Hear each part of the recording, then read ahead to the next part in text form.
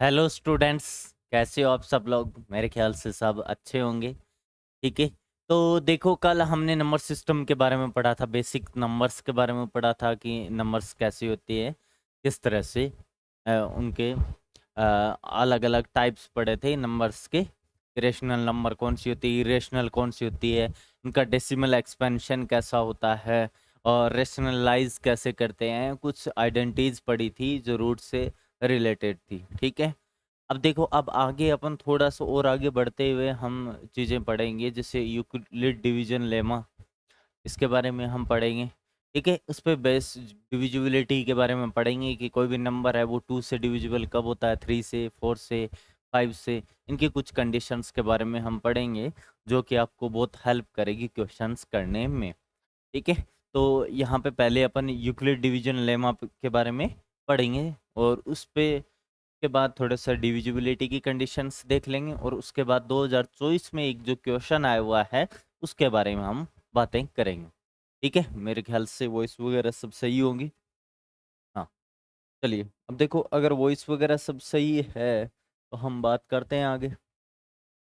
हम बात आगे करते हैं तो सबसे पहले यूक्लिड डिवीजन लेमा की बात हम करेंगे। इसमें यूक्लिड डिवीजन लेमा की बात हम करेंगे। अब देखो, कल तो बहुत बेसिक था, बेसिक क्लास थी, फर्स्ट क्लास थी, बहुत ज़्यादा बेसिक पढ़ाया उसमें। अब जो आज है वो इससे डायरेक्ट आपको ऐसा लगेगा कि हाँ यार, 2024 में क्वेश्चन पूछ लिया गया है तो आगे भी कभी पूछा जा सकता है। ठीक है, इस तरह का। तो आपको वो चीज़ भी ध्यान रखनी ही है। एक मिनट में थोड़ा इसको सेट कर लेता हूँ, माइक को।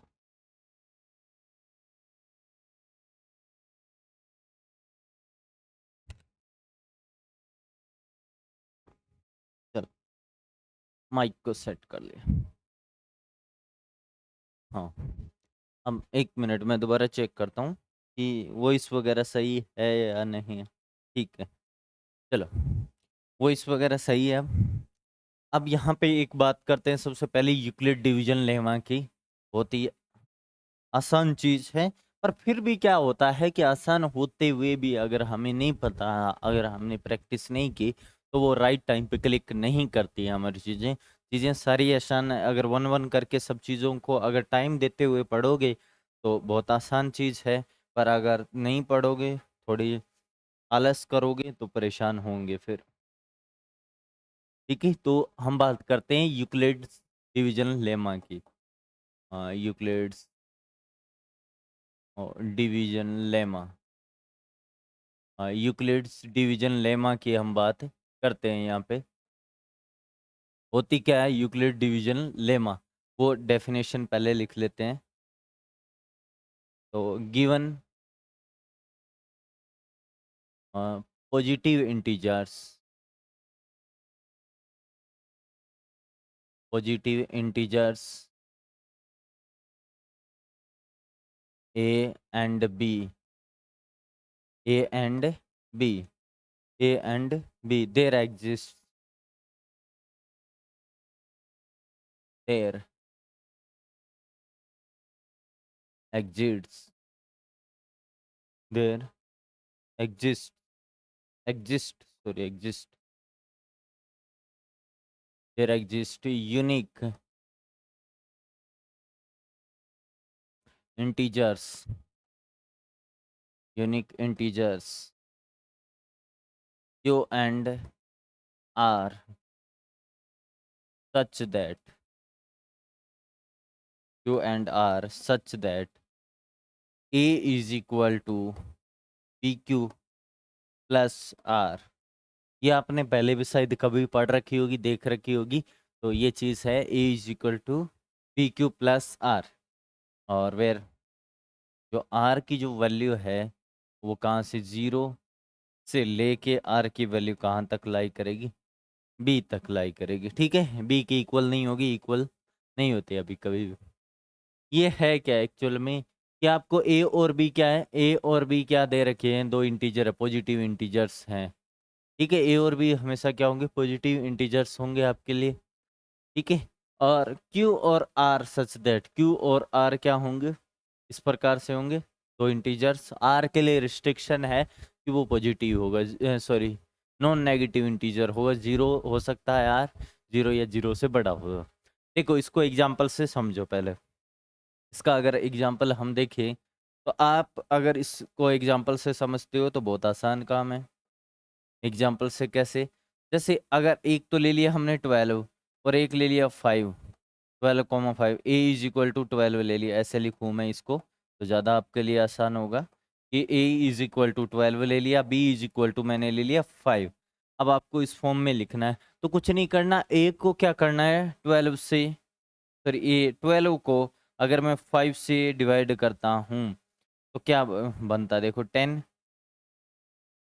2, ठीक है, और बच गया क्या, 2 बच गया है। तो क्या ऐसा राइट डाउन कर सकता हूँ क्या, 12 इज इक्वल टू 5 × 2, क्या हो रहा है,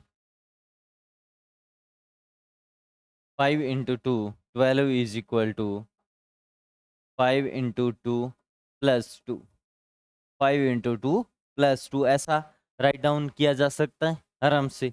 तो देखो ये रहा A is equal to B Q, Q क्या होता है, क्वेश्चंट होता है। यहाँ से अगर आप चीज़ें देखना चाहो तो आप कह सकते हो कि जो ए तो है इसे तो अपन डिविडेंड कहेंगे, ठीक है, डिविडेंड यानी जिसको डिवाइड किया जा रहा है।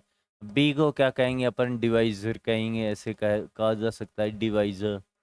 और क्यू क्या हो जाएगा, क्वेश्चंट हो जाएगा, क्वेश्चंट। अरे मैंने स्पेलिंग गलत लिख रहा हूँ क्या मैं थोड़ी सी, क्वेश्चंट ये नहीं आएगा, क्वेश्चंट, ठीक है। आर क्या होता है, रिमाइंडर होता है यहाँ, ठीक है, आर क्या होता है, रिमाइंडर होता है। तो आपने ये तो पढ़ा होता है डिविडेंड इज इक्वल टू किसके इक्वल होता है, ये जो 12 क्या होता है, 5 × 2 +2, 5 × 2 +2 10 + 2 12 के इक्वल होता है, ठीक है। इसी तरह से ये यूक्लिड डिवीजन लेमा होती है। अब बहुत आसान है, देखने में भी आसान है और करने में भी आसान है, सब कुछ चीज़ें हैं। और जब क्वेश्चन में अप्लाई करने की बारी आती है तब परेशान होते हैं हम, ठीक है। इसी तरह से और भी ये क्यू है, ये जो बी की जो वैल्यू, सॉरी आर की जो वैल्यू, रिमाइंडर क्या होता है, हमेशा पॉजिटिव होता है। रिमाइंडर क्या होता है, हमेशा पॉजिटिव होता है। रिमाइंडर क्या होता है, हमेशा पॉजिटिव होता है, ये बात ध्यान रखना आप। रिमाइंडर क्या होता है, हमेशा पॉजिटिव होता है। रिमाइंडर क्या होता है, हमेशा पॉजिटिव होता है, जीरो या जीरो से बड़ा होता है, जीरो या जीरो से बड़ा होता है, जीरो से छोटा नहीं। ये क्वेश्चन नेगेटिव हो सकता है, क्वेश्चन क्या हो सकता है, नेगेटिव हो सकता है, पर ये नहीं होगा कभी, ठीक है, ये नहीं होगा। जैसे अगर अपन 12 को 5 को डिवाइड करें 12 से तो क्या होगा बताओ, 5 को डिवाइड करें 12 से तो क्या होगा, 5 को डिवाइड करूं मैं 12 से तो क्या होगा बताओ। 5 को 12 से डिवाइड करेंगे तो ये वाले कैसे लिखा जाएगा, 5 इज इक्वल टू क्या हो जाएगा, 12 × 0 +5 हो जाएगा, ठीक है। ऐसा लिखा, क्यू की वैल्यू क्या हो जाएगी, 0। अब यहाँ पे आपके लिए जो यूक्लिड डिवीजन लेमा है वो कहाँ तक, गिवन टू,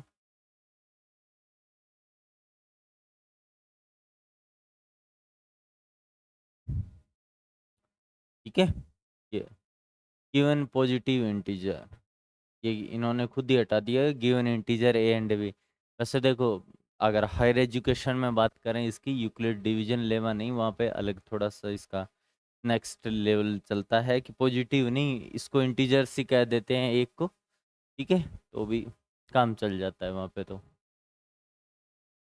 ये चीज़ 5 इज इक्वल टू ऐसे, पर हम जो यहाँ पे बात करें गिवन टू, एक minute, given two positive integers की बात कर रहे हैं यहाँ पे, तो यूक्लिड के लिए तो यहाँ पे इतनी ही बात करेंगे, two positive integers a and b, ठीक है। यहाँ पे यही चीज़, ये 5 को 0 से 0 + 5 ऐसा ही होता है, ठीक है,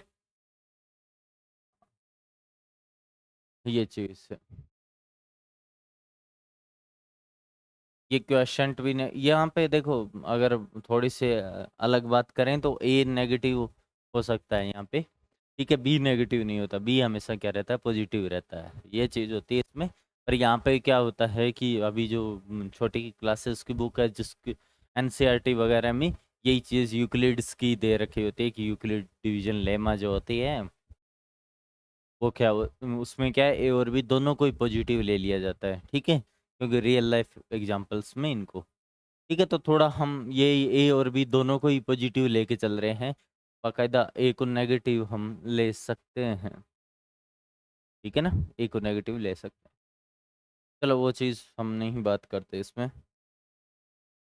अब इसमें जो चीज़ मैं कहना चाहता था कि डिविडेंड इज इक्वल टू क्या होता है, divisor into quotient plus reminder होता है, ठीक है, और रिमाइंडर देखो जीरो कब होता है, रिमाइंडर जीरो कब होता है, ये रिमाइंडर जीरो कब बच जाता है, जब आप डिवाइड कर दे पूरा डिविजिबल हो, अगर यहाँ पे देखो 12 की जगह अगर 10 होता तो रिमाइंडर जीरो हो जाता, या फिर 15 होता तो भी रिमाइंडर क्या होता, जीरो होता। ये बेसिक सी बात है। अब ये बेसिक सी बात है और इसी तरह में पूछे जाते, ठीक है, हम बेसिक के आधार पर ही इनको बात करते हैं, ज़्यादा इनमें में बड़ी बात नहीं करते हैं, ठीक है, क्योंकि आगे फिर अलग अलग चीज़ें चलती हैं, कई बार किसी चीज़ को कहीं रिस्ट्रिक्ट कर दिया जाता है, कई बार कहीं, ठीक है। तो डिविजिबिलिटी ऑफ नंबर्स को मैं यहाँ ना करके, चलो इसको एक बार हटा देता हूँ, को हटा देता हूँ, और क्या क्या लिखा हूँ, divisibility of numbers, divisibility of numbers, numbers की जो डिविजिबिलिटी है वो कैसे, ये बड़े काम की चीज़ है, डिविजिबिलिटी ऑफ नंबर्स। तो यहाँ पे अब मैं ऐसे यहाँ नंबर्स लिख दूंगा, यहाँ पे उनकी कंडीशन लिख दूंगा, ठीक है। तो सबसे पहले अगर आप डिविजिबल बाई लिख दो यहाँ पे, डिविजिबल बाई किससे डिविजिबल होगा, और यहाँ पे कंडीशन आ जाएगी, ठीक है, यहाँ पे क्या आ जाएगी, कंडीशन आ जाएगी। सबसे पहले डिविजिबल बाई टू, टू से डिविजिबल होने के लिए क्या होना चाहिए, उसकी जो वंस डिजिट है वो क्या होनी चाहिए, इवन होनी चाहिए, या वो लास्ट डिजिट क्या होनी चाहिए, इवन, वुज लास्ट डिजिट, यहाँ पे क्या लिखूं, was last digit, whose last digit is even, जिसके लास्ट डिजिट क्या हो, इवन हो, तो हम क्या कह देंगे, डिविजिबल बाय टू कह देंगे, ठीक है। और डिविजिबल बाय थ्री, थ्री क्या है, थ्री से डिविजिबल होने के लिए क्या हो, sum of whose digits is divisible by three, sum of whose digit, sum of whose digits is divisible by three. ये चीज़ समझ में आ रही है, मैं समझा दूंगा एक बार, इनको लिख लेता हूँ, ठीक है। ये कंडीशंस हैं कुछ, में क्या है, whose last digits, whose two, whose last two digits, ऐसे लिखो, last two digits, whose last two digits number is divisible by four. एक मिनट में इनको थोड़ा एक्सटेंड कर देता हूँ,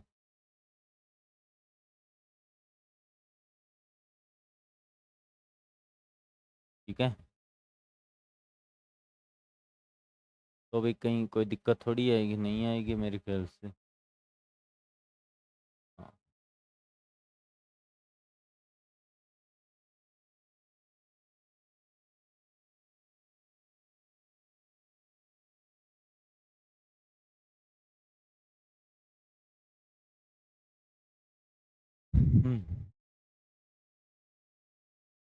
चलो ऐसे ही ठीक है। who's last to. अब ये जो चीज़ें सारी के सारी मैं यहाँ पे बता रहा हूँ, इनको एक्सप्लेन भी करूँगा मैं, ठीक है। एक बार राइट डाउन कर लेता हूँ।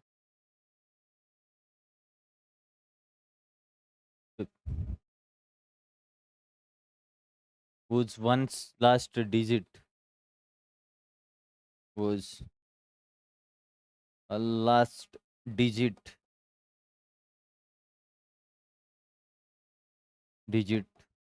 either 0 or 5, either 0 or 5,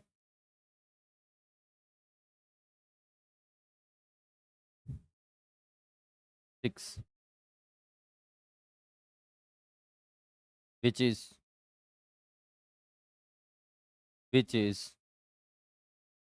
divisible by, which is divisible by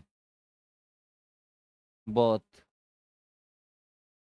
2 and 3, 2 and 3। जैसे मैं यहाँ पे राइट डाउन कर रहा हूँ, तो इस टाइम भी लिख लिया करो चाहे, ठीक है, इस टाइम भी लिख लिया करो।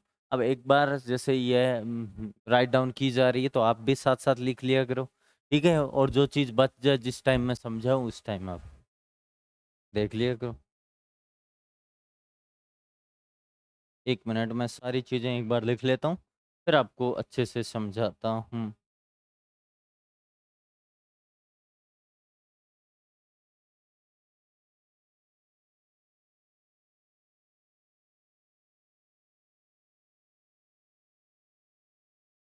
यहाँ पे 8 आए, सॉरी 7 नहीं आएगा।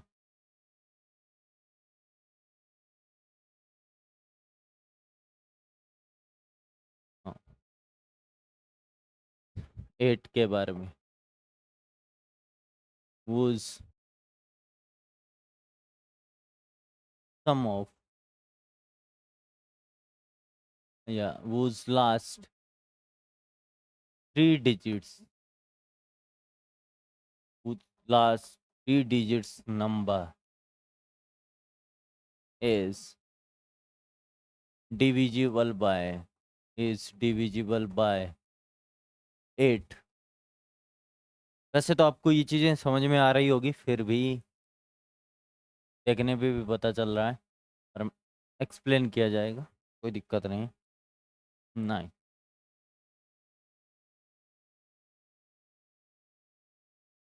9 वाला कैसे? Sum of whose digits, sum of whose digits is divisible by 9, divisible by 9, ठीक है।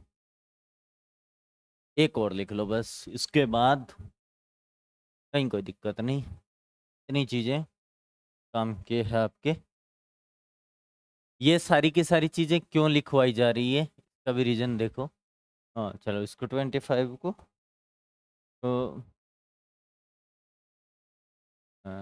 whose last 2 digits is divisible by 25।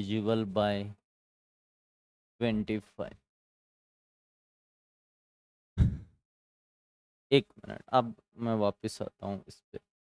ये सारी चीज़ें क्यों लिखवाई जा रही है आपको कि 2 से डिवाइड हो रही है कोई भी नंबर, तो अगर उसकी वंस डिजिट क्या हो, इवन हो, यानी उसकी लास्ट डिजिट 0, 2, 4, 6, 8 ये हो, तो 2 से डिविजिबल है, ये आपको पता है, ओबियस सी बात है ये तो, ठीक है।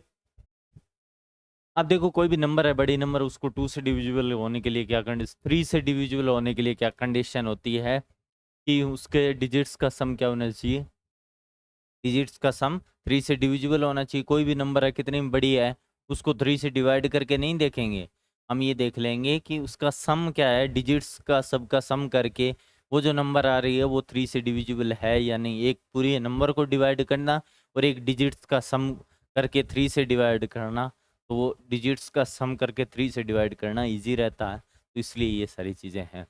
4 से डिविजिबल, उस last 2 digits number is divisible by 4। अगर कोई भी नंबर है, जैसे ये रहा 2314, ये नंबर है, या फिर इसके बाद 32 और लगा दो, तो ये नंबर के अगर 2 डिजिट देख लो लास्ट की, अगर ये 4 से डिविजिबल है तब तो ये पूरी की पूरी नंबर क्या है, 4 से डिविजिबल हो गए, अदरवाइज नहीं हो गए हैं। ठीक है, ये चीज़ देखनी है आपको। तो 4 से डिविज और 5 से डिविजिबल होने के लिए आपको पता है कि अगर वंस डिजिट कि कोई भी नंबर जैसे 25690 है, तो भी क्या है, 5 से डिविजिबल हो गया। अगर मैं 5 और ऐड कर देता हूँ, वंस डिजिट या तो 0 या फिर 5 हो तो वो 5 से डिविजिबल होते हैं। ये सारी की सारी चीज़ें ध्यान में रखनी, एक बार लिख लेना इन चीज़ों को। क्यों? क्योंकि अब यहाँ पे तो बिल्कुल मान लो कहीं क्वेश्चन आए ना आए, कोई बड़ी बात नहीं है। परम्यूटेशन कॉम्बिनेशन में काम में आ जाएगी ये चीज़ें, या प्रोबेबिलिटी में कहीं आपसे पूछ ली जाती है ये चीज़ें, तो वहाँ इन्हीं का खेल चलता है कि कोई भी नंबर जैसे कि divisible by 3, find the all numbers between 1 and 1000। ठीक है, या 100 एंड 1000, 100 एंड 1000 के बीच कितने ऐसे नंबर्स हैं जो 3 से डिविजिबल है, ठीक है, 5 से डिविजिबल है, ऐसे क्वेश्चंस आते रहते हैं। ठीक है, तो वहाँ पे ये जो कंसेप्ट हम अभी देख रहे हैं वो वहाँ पे काम में आ रहे आएंगे। ठीक है, तो यहाँ पे जो नंबर्स के बारे में हम पढ़ ही रहे हैं, डिविजिबिलिटी के बारे में, तो थोड़ा यहाँ पे पढ़ लेंगे। अब मान लो वहाँ पे अगर हमें काम में आया तो वहाँ पे एक बार और दोबारा इन चीज़ों को देख लेंगे। तो 2 बार देखने में कोई दिक्कत नहीं, पर स्किप हो जाए तो फिर आपको वो चीज़ें वहाँ पे परेशान होगा। जैसे आपसे क्वेश्चन आसान हो, सारे कंसेप्ट आपको परम्यूटेशन कॉम्बिनेशन के पढ़ लिए हो आपने, पर फिर भी अगर ये छोटी छोटी बातें नहीं आती हो तो फिर आप परेशान से हो जाओगे। वहाँ पे क्वेश्चन इजी पूछते हैं पर बेसिक साथ में ये वाली बेसिक चीज़ें क्या है ऐड कर देते हैं, तब परेशानी आती है, पर परेशानी नहीं आएगी अब। हाँ देखो, 6 से डिविजिबल होने के लिए कोई भी नंबर 6 से डिविजिबल तब होता है जब वो 2 और 3 दोनों से डिविजिबल हो कोई भी नंबर। तो 2 और 3 ऐसा समझ लो कि जिसकी वंस डिजिट तो क्या हो, इवन हो, और 3 जिसका सम क्या हो, 3 से डिविजिबल हो, जिसकी डिजिट्स का सम 3 से डिविजिबल हो तो 6 से डिविजिबल होता है। ठीक है, तो ये चीज़ें थोड़ा इसको देखना है आपको। ये देखो, 8 से whose last 3 digits number is divisible by 3।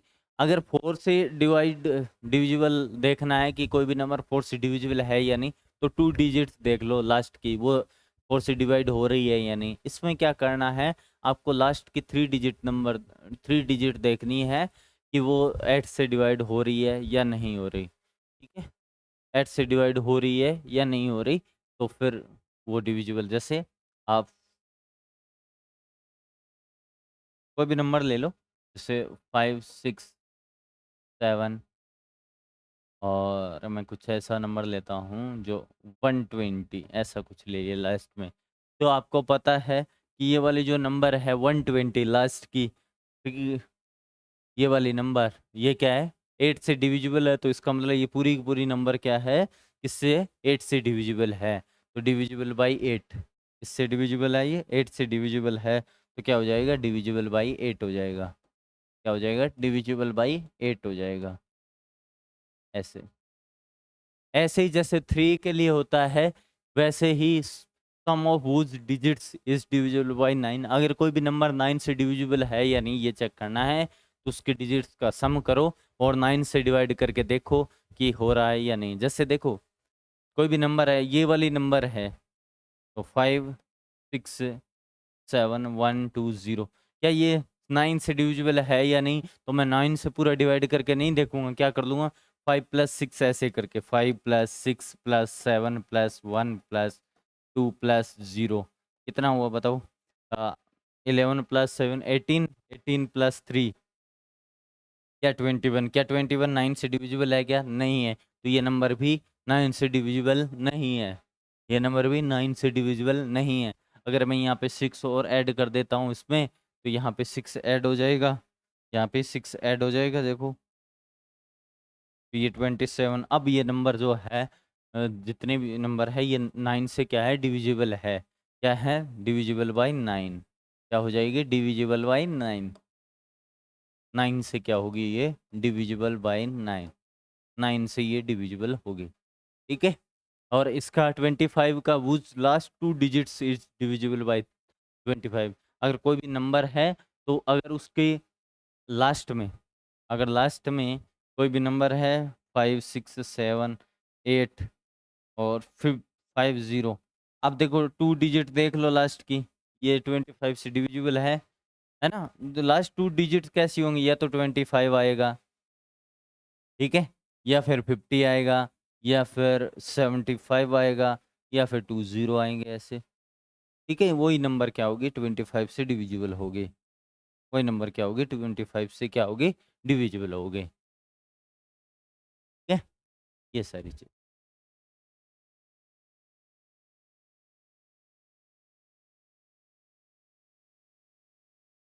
ये सारी की सारी चीजें क्या है, इससे डिविजिबल।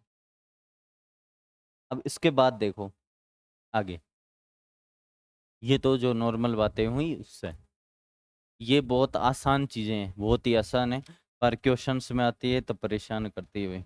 अब एक 2024 का निमसेट का एक क्वेश्चन देखते हैं। अब देखो बेसिक क्लास है अपनी, ठीक है, कहने को बेसिक मैथ्स है ये, ठीक है। बेसिक मैथ्स का ऐसा मतलब ऐसा समझ के चलते हैं कि ये गैप फिल करने के लिए होता है, मैंने अपनी स्टार्ट नहीं, पर फिर भी इसमें से क्वेश्चंस आ रहे हैं। तो देखिए क्वेश्चन में एक राइट डाउन करता हूँ, क्योंकि 2025 में आया हुआ है। अमंग द फॉलोइंग, एक बार मैं ले लेता हूँ, अमंग द फॉलोइंग, सॉरी यहीं पे रख देता हूँ एक बार, among the given number below, question है, हाँ, among the given number below, among the given number below the smallest number, the smallest number, the smallest number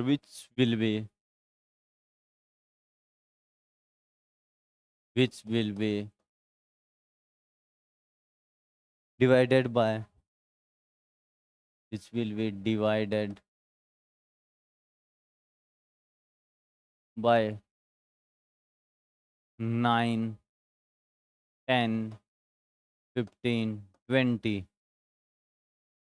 leaves the remainder,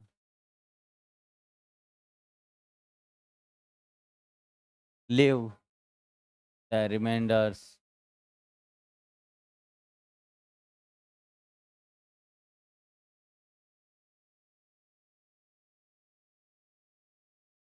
leaves the remainders कितना 4 5 10 15, मैं इनको ही देख के लिख रहा हूँ रेस्पेक्टिवली, रेस्पेक्टिवली। ये वाला क्वेश्चन बताओ जरा, इस क्वेश्चन को, ए ऑप्शन 85, बी है 265, सी है 535 और डी है 355। हाँ ये क्वेश्चन इससे लिखूँ मैं, हाँ वाइट से ये निमसेट में आया हुआ है, 2024 का क्वेश्चन है, निमसेट 2024, ठीक है। निमसेट 2024 का ये क्वेश्चन है। इस क्वेश्चन के बारे में थोड़ा सा सोचो, देखिए कितना सोच पाते हो। Among the given number below the smallest number, इनमें से स्मॉलेस्ट नंबर आपको बताना है ऑप्शंस में से, जो कि अगर डिवाइड किया जाता 9 15 सॉरी 9 10 15 और 20 से, 9 से डिवाइड किया जाता है तो रिमाइंडर 4 बचता है, और 5 से डिवाइड किया जाता है तो सॉरी 10 से डिवाइड किया जाता है रिमाइंडर 5, और 15 से 10 और 20 से डिवाइड किया जाता है 15, इनमें से ये बताना है नंबर। अब देखो इस चीज को मैं लिखता हूँ, थोड़ा सा लिखूंगा ना, अब यहाँ पे मेरे समझ में नहीं आ रहा कि क्या करूँ मैं, ऐसा समझ में नहीं आ रहा ना। तो थोड़ा सा जो यूक्लिड डिवीजन लेमा हमने पढ़ी है, डिवीजन लेमा, उसके बारे में हम बात करते हैं। कैसे? अगर मैं इसको समझने की कोशिश करूं, तो अगर मैं वैसे ही कोशिश करूंगा तो फटाक से 1 मिनट का काम है, कुछ भी नहीं है इसमें। क्वेश्चन को बहुत बड़ा करने की ज़रूरत नहीं है, पर फिर भी थोड़ा करने की कोशिश करूंगा। कैसे? कि अगर 9 से डिवाइड कोई भी नंबर है, लेट ए वो नंबर है, ए है, लेट ए, ठीक है, बी द नंबर, ऐसे सोच के चलता हूँ कि A, let A be the number. कैसा? ए नंबर है तो 9 से डिवाइड किया जाता है, तो 9 इंटू समथिंग कुछ भी, अगर 9 से डिवाइड किया जाता है तो कुछ भी मान लो पी, ठीक है, मतलब पी क्वोशंट आता है, और रिमाइंडर कितना बचता है 4। ऐसे ही उसी नंबर को अगर 10 से डिवाइड किया जाता है तो क्वोशंट मान लो क्यू आ जाता है, रिमाइंडर कैसा है 5। ऐसा लिख सकता हूँ क्या कि वो वही नंबर है, 9 से डिवाइड किया तो कुछ क्वेश्चन आया, उसको मैंने पी कह दिया, और ऐसे 4। ऐसे ही और उसी नंबर को 10 से डिवाइड किया जाएगा, तो अब देखो ऐसे ही लिखा है ना, यही चीज़ को, इन्हीं चीज़ों को A is equal to B Q plus R, remainder वाले इसी फॉर्म में राइट डाउन कर रहा हूँ मैं, उसको कुछ नहीं कर रहा, ऐसे में समझाने के लिए, नहीं तो चीज़ें डायरेक्ट भी हो जाती है, पर समझा रहा हूँ। अगर वही नंबर है उसको अगर अपन 15 से डिवाइड करें तो कुछ क्वेश्चन अलग आएगा और रिमाइंडर आएगा 10। वही नंबर है उसको 20 से डिवाइड करेंगे तो P Q R S, P Q R S तो नहीं लिखूँ, टी लिख देता हूँ, टी प्लस 15, ठीक है।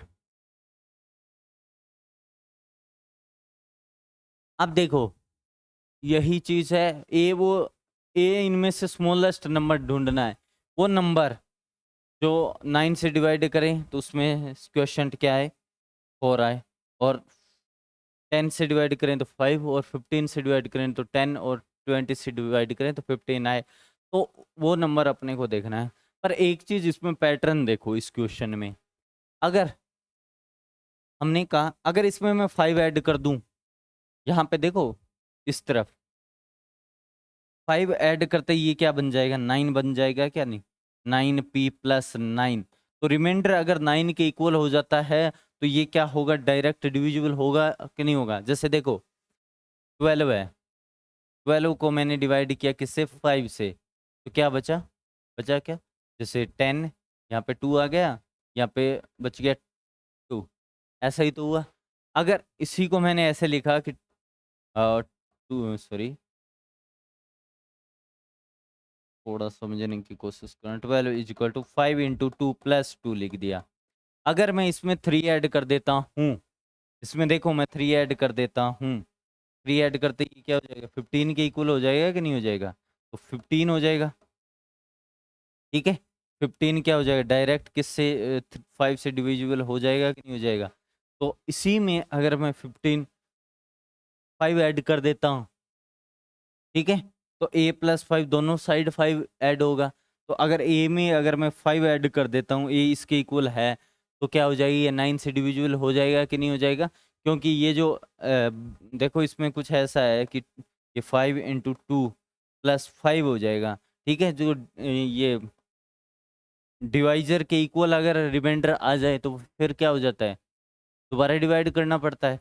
इसका मतलब ये हुआ कि अगर मैं इसमें 5 ऐड करता हूँ तो ये किससे डिवाइड हो जाएगा, 9 से डिवाइड हो जाएगा। अगर इसमें भी मैं अगर 5 ऐड करता हूँ तो ये 10 से डिवाइड हो जाएगा, क्योंकि 5 प्लस 5 10 हो जाएगा, तो 10 इसके इक्वल है। इसमें भी 5 ऐड करता हूँ तो ये 15 हो जाएगा, जो कि 15 से डिवाइड हो जाएगा, इसमें भी 5, तो यानी a प्लस 5, यानी इससे कंक्लूजन क्या निकला, कि कंक्लूजन ये निकला अपना कि जो a प्लस 5 है वो स्मॉलेस्ट नंबर, जो a प्लस 5 जो कि क्या हो, 9 से भी डिविजिबल हो, जो कि 10 से भी डिविजिबल हो, जो कि 15 से भी डिविजिबल हो, जो कि 20 से भी डिविजिबल हो, वो नंबर जिसमें 5 ऐड करने पे वो सबसे छोटा नंबर जिसमें 5 ऐड करने पे वो चारों से डिविजिबल हो जाए तो वही नंबर इसमें आ जाएगा। ठीक है, वही नंबर ढूंढना है, इसका मतलब यही हुआ। तो मैंने इसमें ऐड किया, तो 85 प्लस 5 ऐड किया 90। तो क्या ये चारों से डिविजिबल है क्या? क्या ये चारों से डिविजिबल है क्या, बताओ?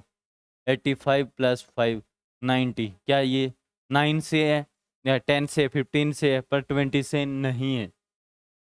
ठीक है, ये 20 से नहीं है, नॉट डिविजिबल बाई। ठीक है, ये 20 से नहीं है। ठीक है, ये 20 से नहीं है डिविजिबल। इसके बाद इसको देखा, उसके बाद ये बड़ा नंबर है, तो 265 प्लस 5 करके देखा 270, ये भी 20 से डिविजिबल नहीं है। ठीक है, ये चारों से 20 से डिविजिबल नहीं है। इसके बाद ये वाला नंबर है, तो 355 355 प्लस 5 क्या हो जाएगा, 3650। क्या ये चारों से डिविजिबल है क्या? हाँ, 9 से भी है, 10 से भी, 15 और 20 चारों से। इसका मतलब ये वाला करेक्ट हो जाएगा। तो नंबर कौन सा है? ये 35। ये क्या हो जाएगा, इसका आंसर हो जाएगा। ठीक है, ये क्या हो जाएगा, आंसर हो जाएगा। बस थोड़ा सा एनालिसिस करना था और ये क्वेश्चन हो जाता आपका। ठीक है, थोड़ा सा एनालिसिस करना था और ये क्वेश्चन आपका कंप्लीट हो जाता। बताइए, समझ में आया? फिर भी अगर कोई डाउट हो तो।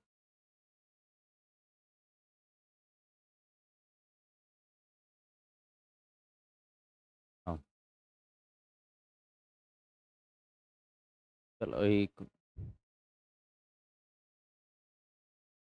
ये चीज़ें हैं यहाँ पे।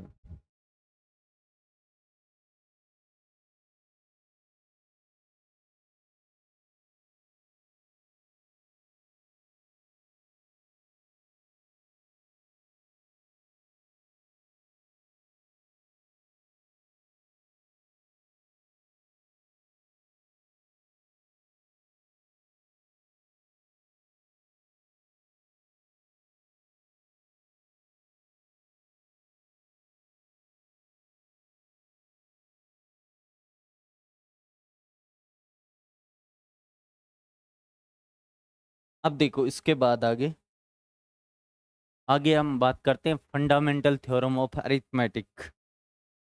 ये भी बड़ी काम की चीज़ें हैं, धीरे धीरे आपको कई बार डायरेक्ट, कई बार इनडायरेक्ट क्वेश्चंस इनसे पूछे जाते हैं और आपको पता होनी चाहिए।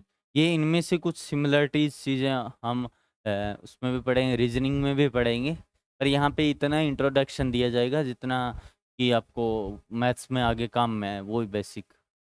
ठीक है, बाकी नहीं दिया जाएगा। बाकी तो वहाँ पे रीजनिंग में काफ़ी चीज़ें आप सीख जाओगे इसमें। चलो,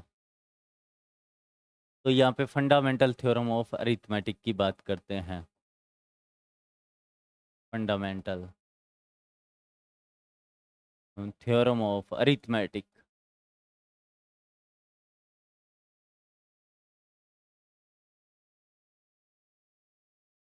fundamental theorem of arithmetic.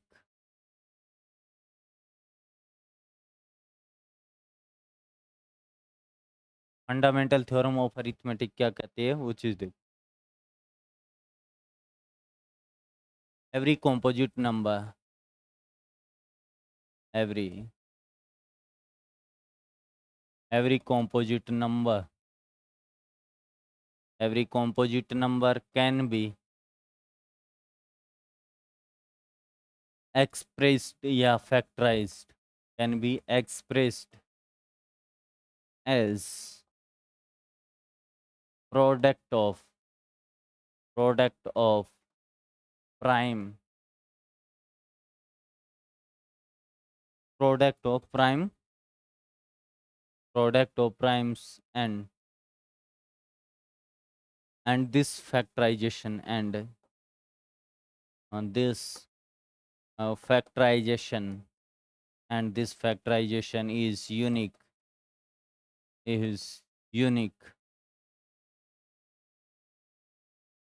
apart from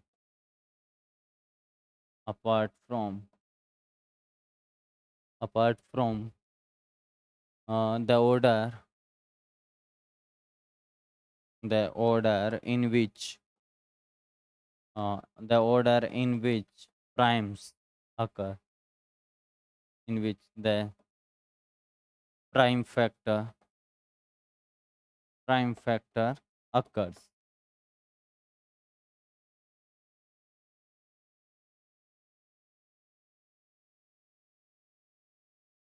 Prime factors occurs. ये क्या कह रहा है कि एवरी कॉम्पोजिट नंबर का मतलब क्या होता है कि जिसके क्या हो, दो से ज़्यादा क्या हो, डिवाइजर हो। प्राइम नंबर क्या होता है, जिसके जो क्या है खुद से वन और या खुद से दो से ही डिविजिबल हो, ऐसे नंबर को प्राइम नंबर कहते हैं। कॉम्पोजिट नंबर वो नंबर होती है जो वन और जो कि वन और खुद के अलावा भी कम से कम एक नंबर से क्या हो, डिविजिबल हो, उस नंबर को हम कॉम्पोजिट नंबर कहते हैं। ठीक है, कॉम्पोजिट नंबर कहते हैं। तो हर कोई भी कॉम्पोजिट नंबर है उसको हम किसके फॉर्म में राइट डाउन कर सकते हैं, उसके प्रोडक्ट, प्राइम नंबर्स के प्रोडक्ट के फॉर्म में राइट डाउन कर सकते हैं। ये चीज़ होती है फंडामेंटल थ्योरम ऑफ अरिथमेटिक। इसका एग्जांपल देखो, का एग्जांपल जैसे देखो 720 है, इसको हम कैसे राइट डाउन कर सकते हैं। 720 को प्राइम फैक्टराइजेशन का मतलब वो प्राइम फैक्टराइजेशन आपने पहले भी कर रखा होगा आपने। जैसे देखो 720 है तो सबसे पहले क्या है, सबसे प्राइम नंबर कौन सी होती है, 2, फिर 3, 5, ऐसे। तो सबसे पहले इसको 2 से डिवाइड किया जाता है। 2 से डिवाइड किया जाए तो कितना आएगा, 360। फिर देखो 2 से सबसे पहले क्या है, सबसे छोटी प्राइम नंबर से स्टार्ट करते हैं 2 से। अगर 2 से डिवाइड हो रहा है तो ठीक है, 2 से डिवाइड नहीं हो रहा तो 3 पे जाते हैं, 3 से डिवाइड नहीं हो रहा तो 5 पे जाते हैं, 5 से डिवाइड नहीं हो रहा तो 7 पे। ऐसे सबसे पहले सबसे छोटे से स्टार्ट करते हैं, अगर उससे नहीं हो रहा फिर नेक्स्ट पे जाते हैं ऐसे। जैसे 2 से फिर से ये डिवाइड हो जाएगा तो कितना हो जाएगा, 180। फिर 2 से डिवाइड हो जाएगा, बिल्कुल हो जाएगा, कितना बचेगा, 90। फिर 2 से डिवाइड हो जाएगा क्या, हाँ बिल्कुल हो जाएगा, 45। अब हो जाएगा क्या, 2 से डिवाइड नहीं होगा तो क्या 3 से डिवाइड हो जाएगा, 4 + 5 कितना, 9। 9 तो 3 से डिवाइड होता है तो 3 से डिवाइड हो जाएगा, 3 से डिवाइड हो जाएगा। ये बार बार बैक क्यों हो रहा है पता नहीं। हाँ, ये 3 से डिवाइड हो जाएगा। तो इसको देखो, अब 3 से डिवाइड अगर छोटी नंबर से हो रहा है, 15 बचा। 15 को 3 से डिवाइड और हो जाएगा तो 5 बचा। अब 5 तो 5 से डिवाइड होगा तो 1 बचा। ऐसे ऐसे क्या किया जाता है, प्राइम फैक्टराइजेशन। तो कोई भी कॉम्पोजिट नंबर है उसको प्राइम्स के प्रोडक्ट के फॉर्म में हम राइट डाउन कर सकते हैं। और ये जो प्राइम फैक्टराइजेशन है ये यूनिक होता है।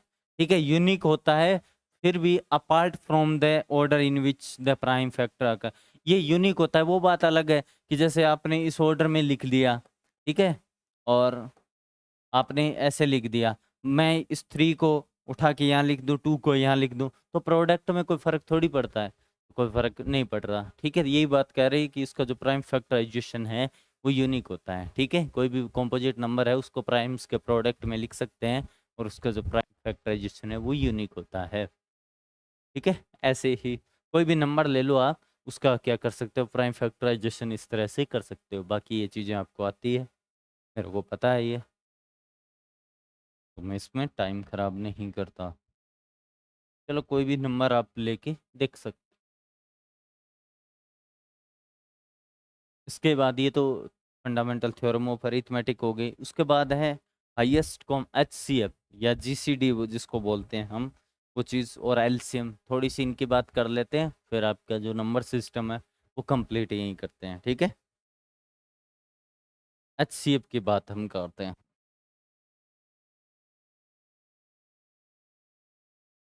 देखो ये जो चीज़ करवाई जा रही है इसका मेन मकसद वही था जो क्वेश्चन आपने देखा देखा ना आपने, वो वाला 2024 वाला। बहुत ही आसान था क्वेश्चन, पर कहाँ से बना हुआ था वो क्वेश्चन आप देख सकते हो, बहुत ही बेसिक से। और वो चीज़ें बेसिक के अंदर ही आती हैं। वैसे तो वो रीजनिंग टाइप का क्वेश्चन था, वो रीजनिंग का होना चाहिए था, पर मैथ्स में डाल रखा है इन्होंने, गलती हो गई होगी। HCF, HCF क्या होता है, highest common factor. Highest common factor, highest common factor HCF जिसे बोलते हैं, या फिर इसी को जीसीडी भी बोलते हैं। जीसीडी कैसे? Greatest common divisor, common divisor,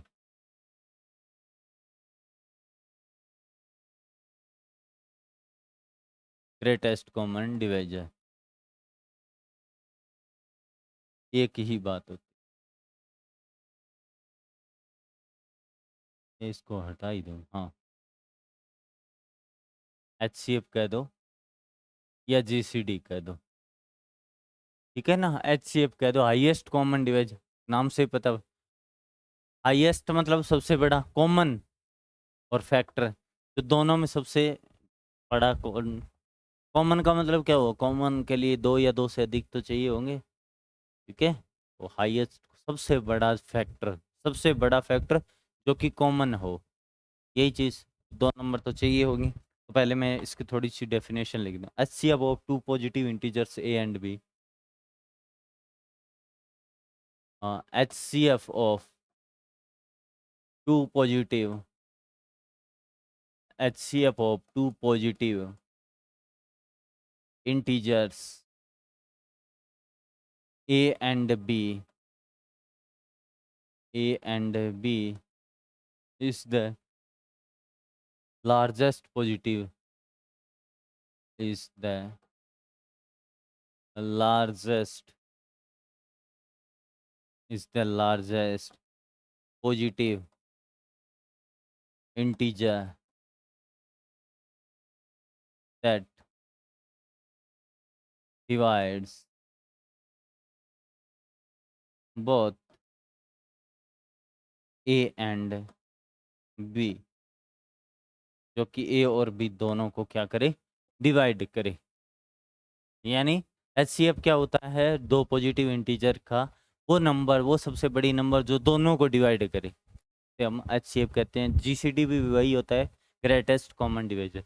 कई बार क्या होता है कि ये वर्ड्स आ जाते हैं जिससे जीसीडी आ गया। कई बार जैसे आपने, अगर आप कोई हिंदी मीडियम का स्टूडेंट रहा हो पहले, ठीक है, पहले उसने नहीं नाम सुना रखा हो, तो उसके लिए जीसीडी नाम भी अलग ही लगता है उसको, तो ठीक है। तो इसलिए ये चीज़ें, जीसीडी क्या हो जाए, ये एचसीएफ तो हाईएस्ट कॉमन फैक्टर है, और ये जीसीडी ग्रेटेस्ट कॉमन डिवाइजर, एक ही बात होती है, ठीक है। कैसे? अब देखो, इसका एग्जांपल देख लो, एक एक एग्जांपल। बाकी तो देखो, रीजनिंग में भी पढ़ेंगे इन चीज़ों को, पर वहाँ पे और थोड़ा डेप्थ में। 12, एक तो 12 है, एक है 20 है, ठीक है। इनका एचसीएफ निकालना है, तो इनमें ये बताओ कि 12 और 20 का एचसीएफ कैसे निकालते हैं। तो निकालने का तरीका ये है कि 12 का प्राइम फैक्टराइजेशन करो, 2 से डिवाइड किया, 6, 6 को 2 से, फिर 3, ऐसे ये प्राइम फैक्टराइजेशन हो गए। इस तरह कर लिया करो। कोई भी अगर दिक्कत हो तो पहले आसान से पहले, हमें ये नहीं कि बहादुरी नहीं दिखानी होती, जैसे जैसे स्टार्टिंग में बेसिक से कर लिया करो, कोई दिक्कत नहीं है, ऐसे कर लिया करो, कहीं कोई शर्म की बात रही है इसमें करने में, ठीक है। ऐसे ये क्या हो जाएगा इसका, इसका भी प्राइम फैक्टराइजेशन 2 × 2 × 5। अब इनका जो एच सी एफ है, H C F of 20, 12 and 20, जो कॉमन डिवाइजर हाईएस्ट, इसमें तो ये होता है प्राइम फैक्टराइजेशन में जैसे पेयर बनाने होते हैं, ठीक है। तो दो पेयर बन गए तो एक बार ले लो इसको, ठीक है, एक पेयर में से एक को ले लो, फिर एक को, तो 4। 4 ऐसा नंबर है जो कि 12 और 4, 4 को क्या, दोनों 12 और 20 को दोनों को डिवाइड करने वाला नंबर है, सबसे बड़ा नंबर है 4। 4 से बड़ा कोई भी नंबर नहीं है कॉमन जो कि दोनों को डिवाइड करे। 4 से छोटे हैं 2 है, 2 दोनों को डिवाइड कर रहा है, 12 और 20 को डिवाइजर है। और सबसे बड़ा डिवाइजर होता है, उसे अपन एचसीएफ कहते हैं, ठीक है। ये हुई बात एचसीएफ की, इस तरह से आप फाइंड आउट कर सकते हो। बाकी हम चीज़ें उसमें भी पढ़ेंगे आगे। अब इसके बाद देखो, एलसीएम, लिस्ट कॉमन मल्टीपल। अब इसका जिक्र हम रीजनिंग में आराम से करेंगे, वहाँ पे क्वेश्चंस भी और थोड़े अच्छे करेंगे इसके, और यहाँ पे थोड़ा थोड़ा कर रहे हैं, ठीक है। और यहाँ पे काम में आता है आपके, ठीक है। कई बार आपकी चीज़ें काम में आती है, एलसीएम छोटी छोटी चीज़ें काम में आती है, पर वहाँ पे मिस्टेक कर देते हो या जल्दबाजी करते हो, ठीक है। तो इसके बाद देखो, तो मैं थोड़ा सा इधर ही ले लूँ।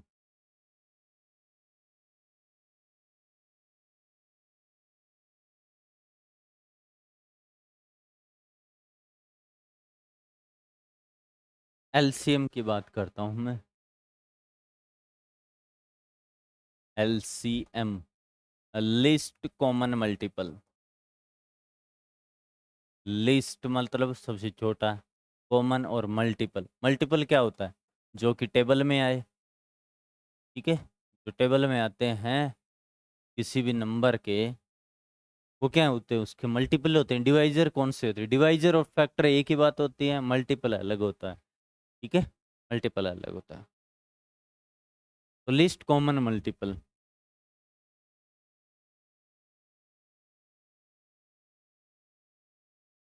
ऐसे लिस्ट कॉमन मल्टीपल का मतलब क्या हुआ कि जैसे देखो दो नंबर है, इन्हीं का एलसीएम निकाल के देखते हैं। तो एग्जाम्पल यही उठा के देखते हैं, सेम चीज कि एग्जाम्पल,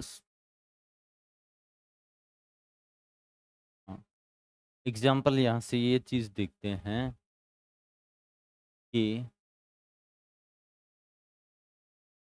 किसका, 12 और 20 का। 12 और 20 ये चीज समझना, ये चीज समझोगे ना, तो कई बार प्रैक्टिकल क्वेश्चन देते हैं एलसीएम पे। आपके रीजनिंग में एक आध क्वेश्चन आता ही आता है, एक क्वेश्चन मतलब कई बार दे देते हैं वो। इसका प्रैक्टिकल समझना, कैसे समझोगे कि एलसीएम का मतलब क्या है? List common multiple. लिस्ट का मतलब सबसे छोटा कह दो, ठीक है, या कम कहते हैं लिस्ट को, कम या सबसे छोटा। कॉमन मतलब दोनों में, और मल्टीपल, मल्टीपल। मल्टीपल देखो कैसे, जैसे 12 के मल्टीपल मैं लिखूं, 12, 24 और 36, 48, 60, 70, 84, सही लिख रहा हूँ क्या मैं? हाँ, 96, ऐसे। उसके बाद चलो,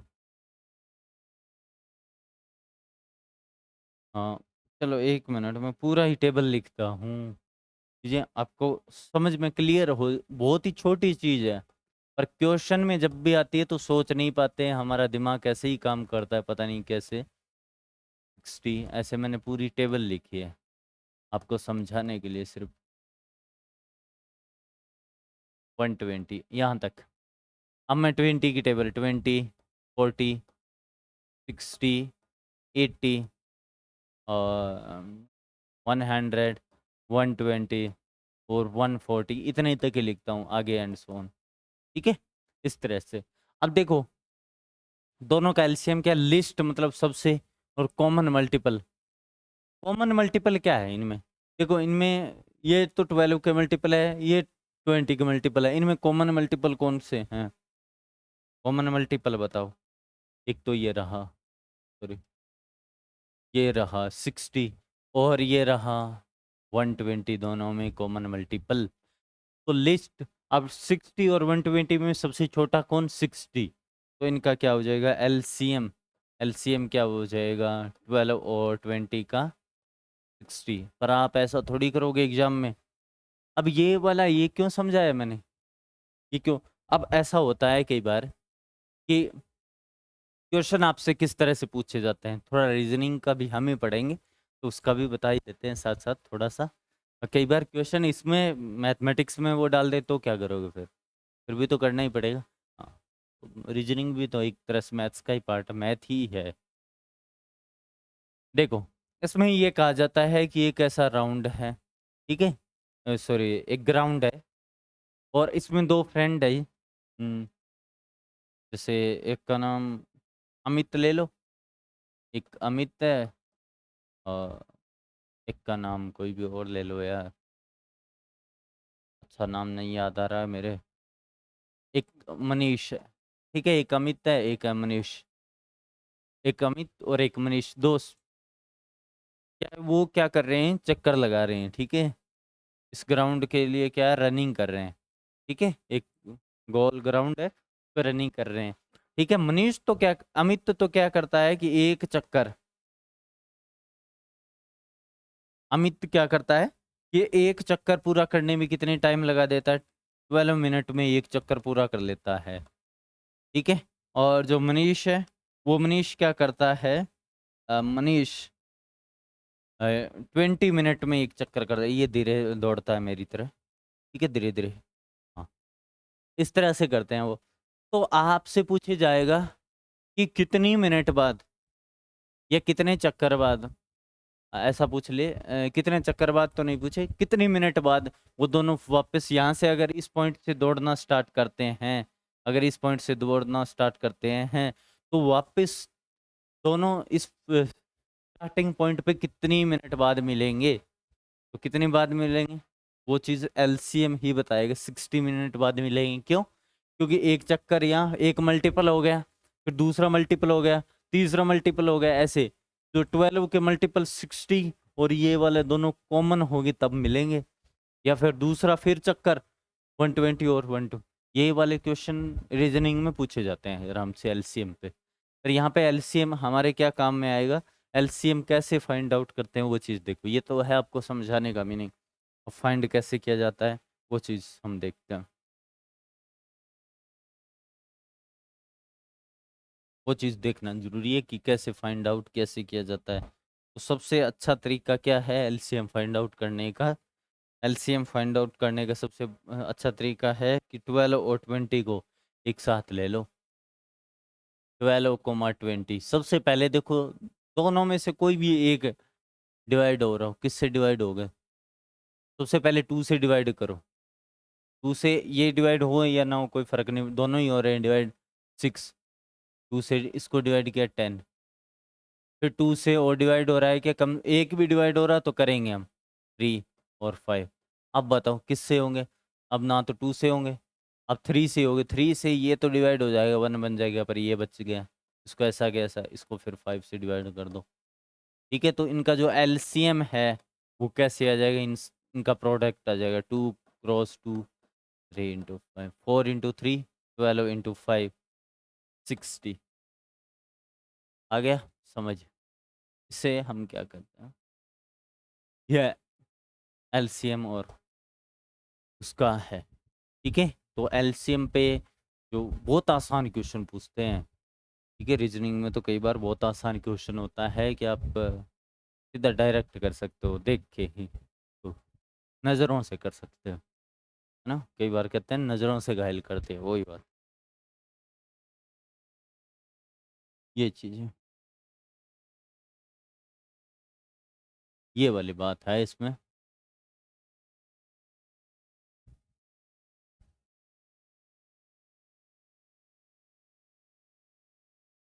कोई चीज़ समझ में नहीं आई तो पूछ। ये वाला एक रिजल्ट और ध्यान रख लो इसमें, बाकी तो आपको प्रैक्टिस करनी है, इसमें कुछ ज़्यादा खास है नहीं।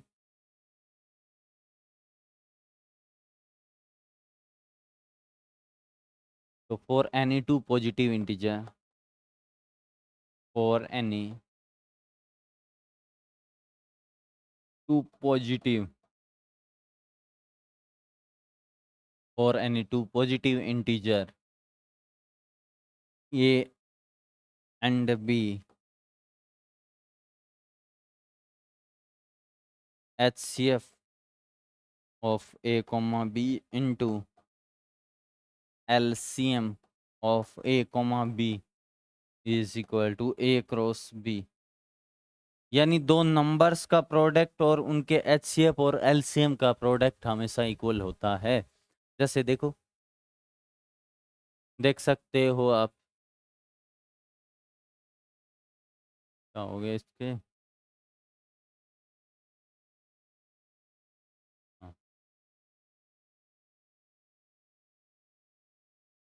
अब इनका LCM 60 आया और HCF क्या है 4 आया, 60 × 4, अब इन्हीं नंबर को लिख लो, यहाँ पे 4 ले लो, यहाँ पे 4, यहाँ पे 60, और यहाँ पे देखो क्या था, 12 × 20, तो क्या आ रहा है 240, और ये भी 240, क्या इक्वल नहीं आ रहा क्या, आ रहा है ऐसे, ये चीज़ आ रही है ना, चीज़ें सब इन्हीं को, बताओ।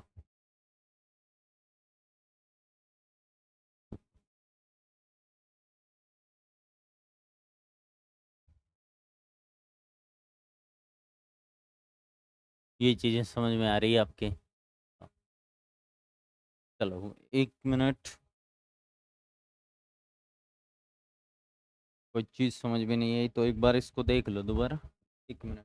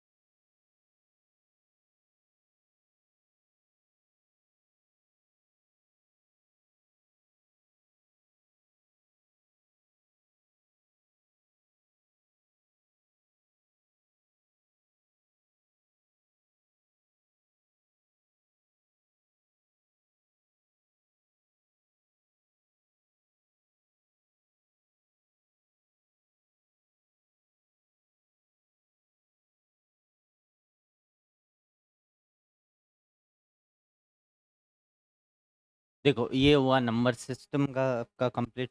अब पोलिनोमियल्स के बारे में बात करते हैं हम, ठीक है।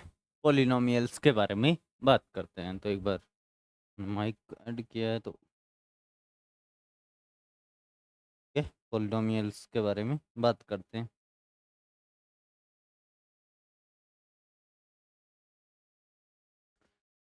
अब देखो पोलिनोमियल्स बड़ा ही इम्पोर्टेंट है, और कई बार क्वेश्चंस पूछे जाते हैं इससे, और कई बार तो बहुत आसान क्वेश्चन पूछे गए हैं इससे। तो आपको ध्यान रखना है कि उनके ध्यान में रहता है पोलिनोमियल का टॉपिक,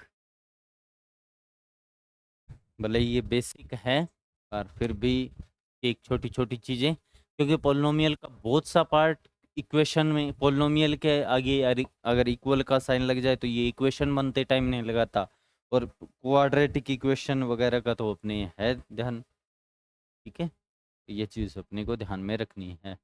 तो सबसे पहले देखो, यहाँ पे मैं बात करता हूँ तो पोलिनोमियल्स की बात करता हूँ, ठीक है। पोलिनोमियल्स की बात यहाँ पे करते हैं हम। पोलिनोमियल, पोलिनोमियल सबसे पहले डेफिनेशन, किसको हम पोलिनोमियल कहते हैं। डेफिनेशन, ये सारी की सारी चीज़ें क्या होती है, इम्पोर्टेंट होती है भाई। ठीक है, वही जो चीज़ें आपको या तो डायरेक्टली या इनडायरेक्टली कहीं ना कहीं फ़ायदा पहुंचा रही, वही चीज़ आपको करवाई जाती है। ठीक है, या काम में आती है। An algebraic expression, an algebraic expression, an algebraic expression is said to be a polynomial, is said to be a polynomial, is said to be a polynomial if power of, if exponent या power of variable, if power of variable in each term, if power of variable is non-negative integer, if power of variable, power of variable is non-negative integer, non-negative integer in each term.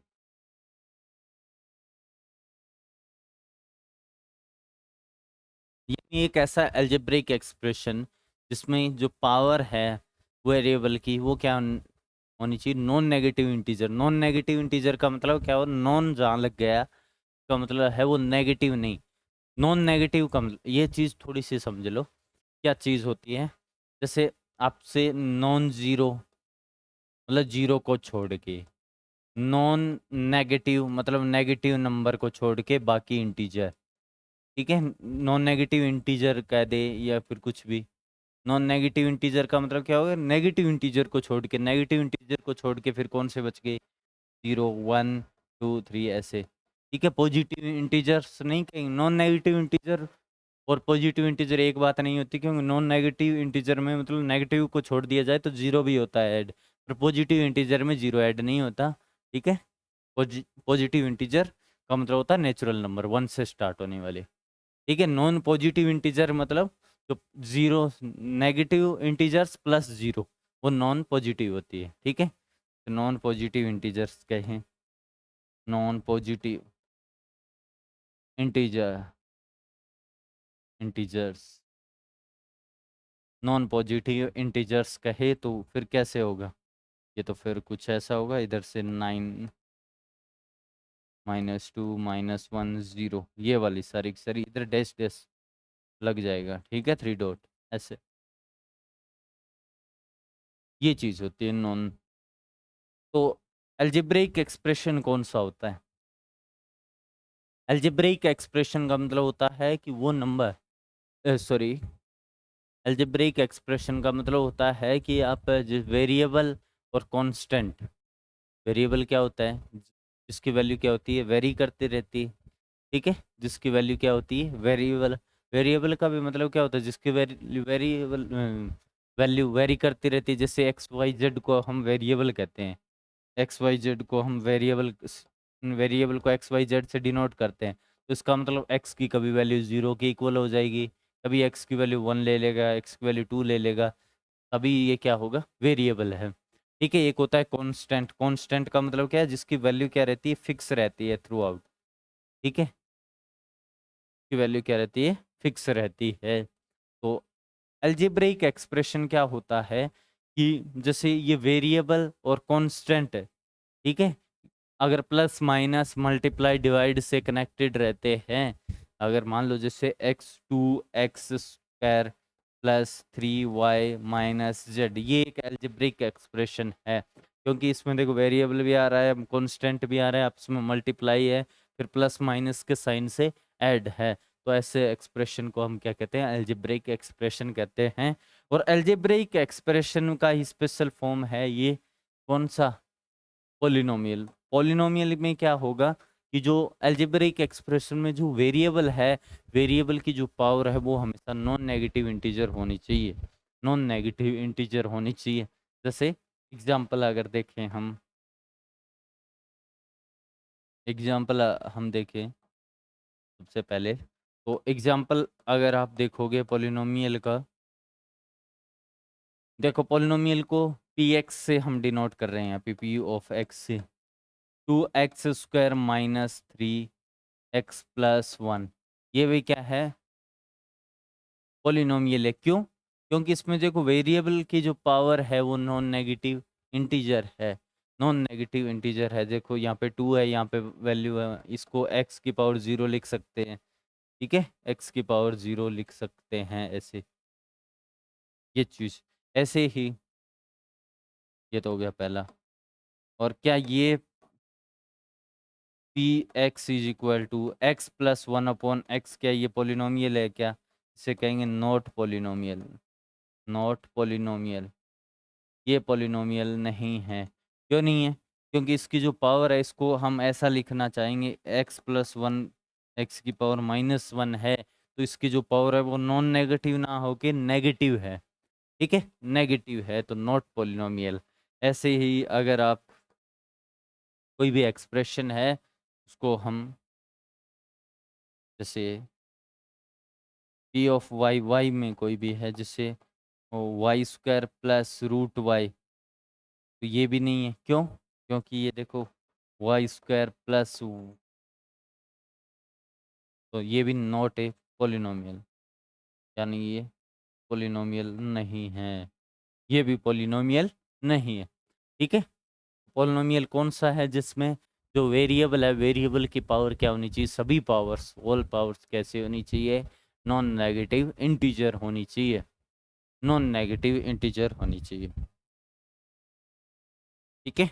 और देखो अब polynomial में ये तो क्या होते हैं, coefficients होते हैं, ठीक है, कोफिशिएंट बोलते हैं इनको तो, ठीक है, कोफिशिएंट।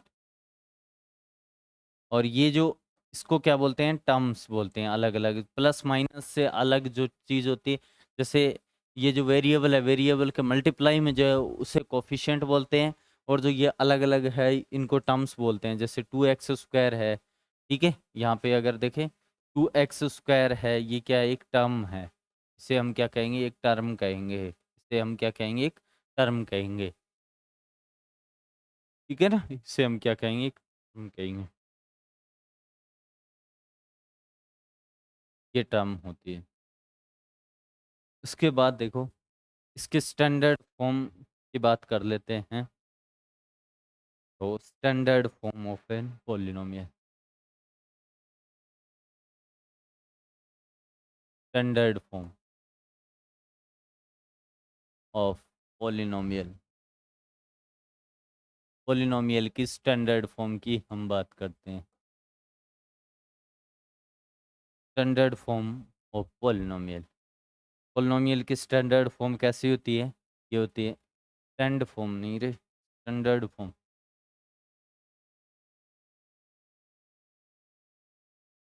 स्टैंडर्ड फॉर्म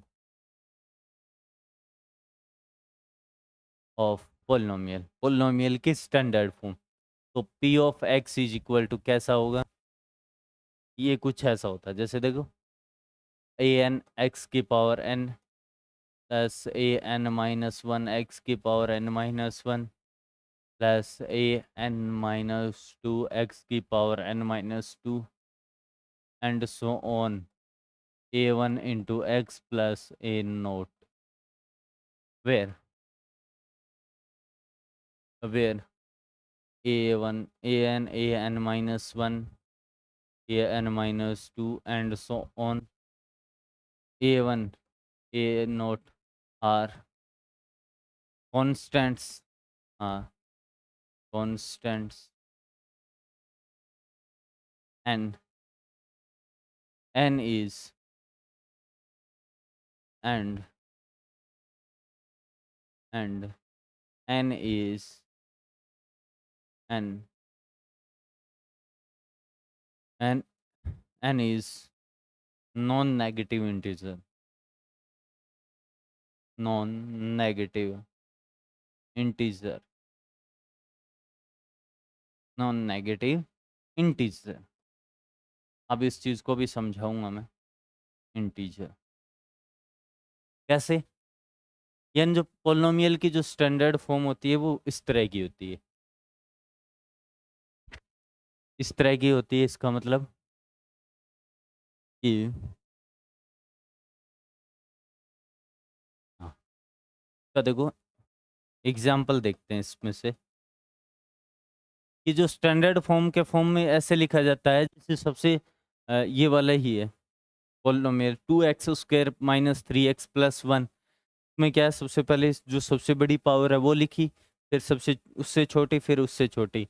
ऐसे ही कोई पोलिनोमियल है जैसे 4x³ minus 3x² plus 5x plus 6, ये वाला नंबर, ठीक है, ये पोलिनोमियल है। तो ये क्या हो गया, इसमें n की वैल्यू क्या आ जाएगी, n की वैल्यू तो क्या है, अब बताओ n की वैल्यू क्या हो जाएगी, 3 हो जाएगी। यहाँ पे देखो, और ए एन की जगह ए एन क्या है, कोई कांस्टेंट है, 4 है, माइनस 3 है। यानी जो स्टैंडर्ड फॉर्म होती है ए एन, ये तो क्या आ जाती है, रियल नंबर्स या कांस्टेंट आ जाते हैं। और ये जो n की वैल्यू, n की वैल्यू क्या होगी, नॉन नेगेटिव इंटीजर होगी, यानी 0 हो सकती है या 0 से बड़ी होगी, ठीक है, 0 या 0 से बड़ी होगी, 0 या 0 से बड़ी होगी। ऐसे ही कोई भी और भी एग्जांपल्स ले सकते हो, ये तो फर्स्ट वाला है। ऐसे ही आप कोई भी वाई में भी ले सकते हैं कि पोलिनोमियल इन वाई, इसका मतलब क्या है, पोलिनोमियल इन वाई।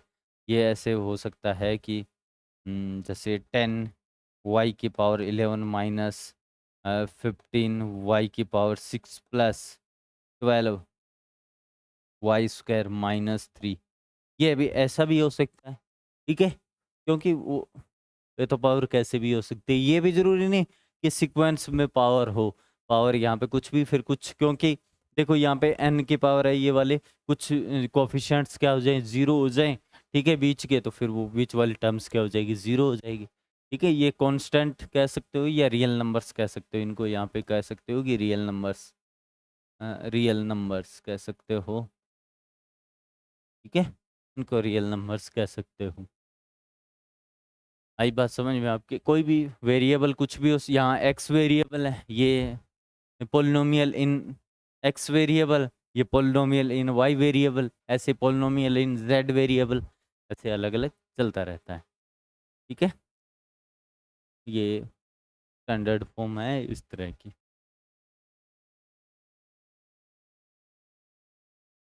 अब चीज़ें कुछ टर्म्स जो है जो काम में आती है आपके बार बार, वही चीज़ हम देखेंगे यहाँ पे, कैसी अलग देखो।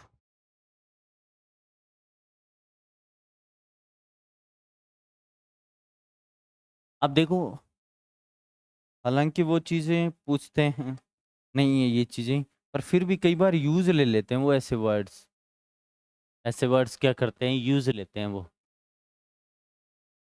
ऐसे वर्ड्स यूज़ ले लेते हैं, तो इस वजह से हमें देखना पड़ता है ये सारी की सारी चीज़ें। ऐसे वर्ड्स क्या करते हैं, यूज़ करते हैं वो, जैसे मोनोमियल, बाइनोमियल, ये चीज़ें यूज़ कर लेंगे तो फिर हमें परेशानी होगी।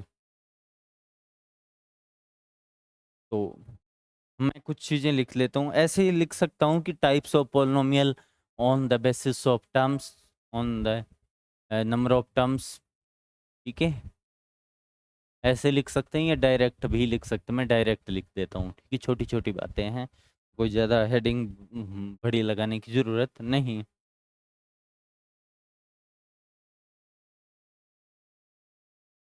ए पोलिनोमियल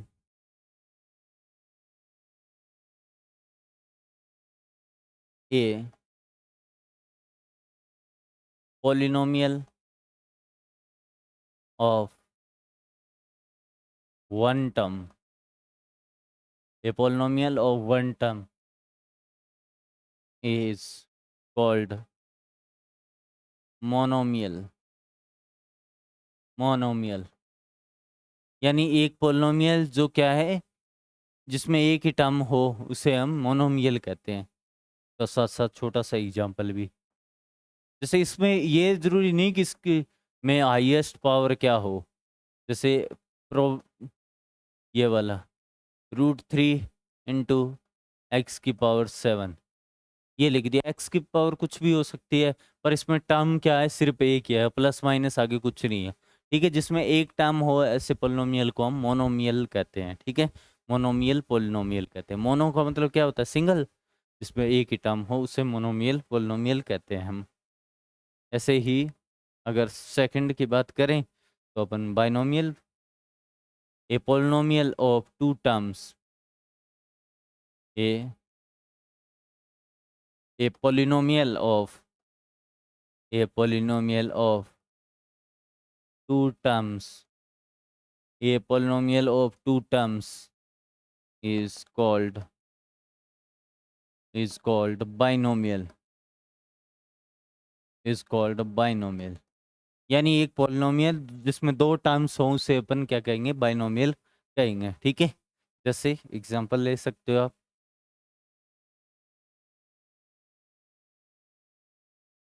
एग्जांपल,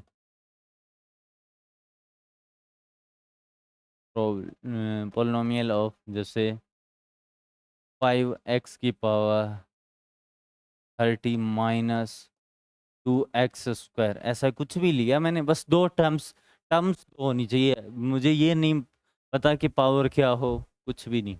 ठीक है, पावर नॉन नेगेटिव होनी चाहिए, बस दो टर्म्स लिख दी, प्लस आ सकता था, माइनस आ, दो टर्म्स है तो इसका मतलब बाइनोमियल है। ठीक है, ऐसे ही थ्री टर्म्स का देखते हैं।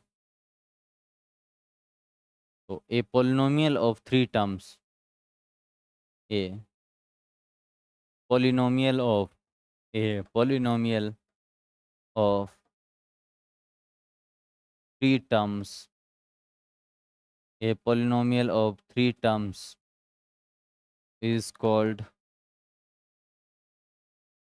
called ट्राइनोमियल होता है क्या? हाँ, ट्राइनोमियल, ट्राइनोमियल, वही बात, इसमें भी थ्री।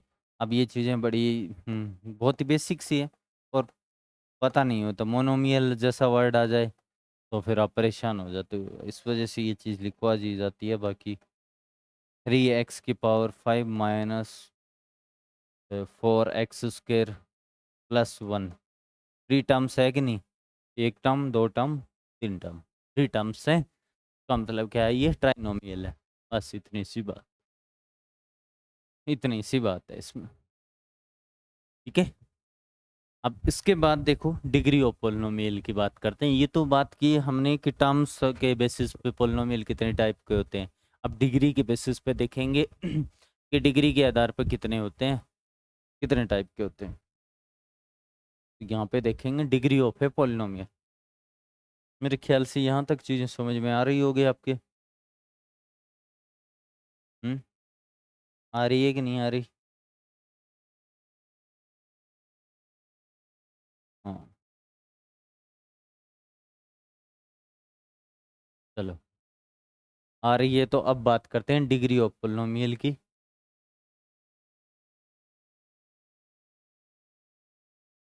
डिग्री ऑफ पोलिनोमियल,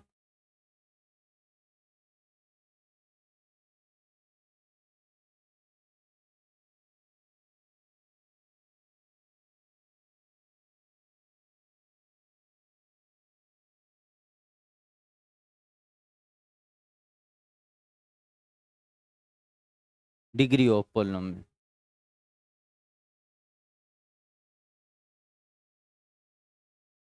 तो पी एक्स हमने पहले ही कह दिया है, पी एक्स पोलिनोमियल को डिनोट करने का एक तरीका है।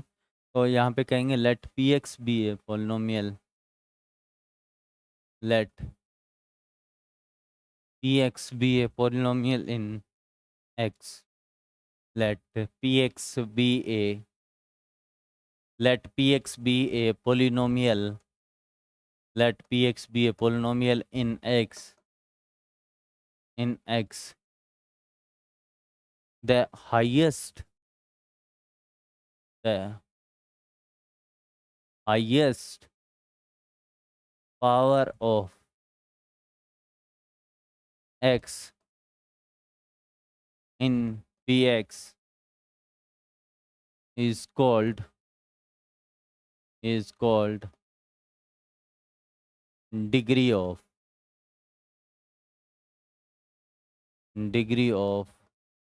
polynomial is called degree of polynomial। यानी पी एक्स कोई भी पोलिनोमियल है वेरिएबल एक्स में, तो जो एक्स की जो हाईएस्ट पावर है पोलिनोमियल में, ठीक है, वही क्या होगी, डिग्री होगी पोलिनोमियल की। ठीक है, वही क्या होगी, डिग्री होगी पोलिनोमियल की। Degree of the polynomial P x लिख दो चाहे, degree of the polynomial P x.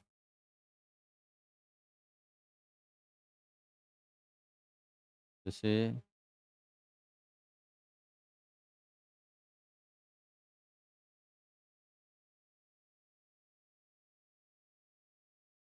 हाँ, ऐसे।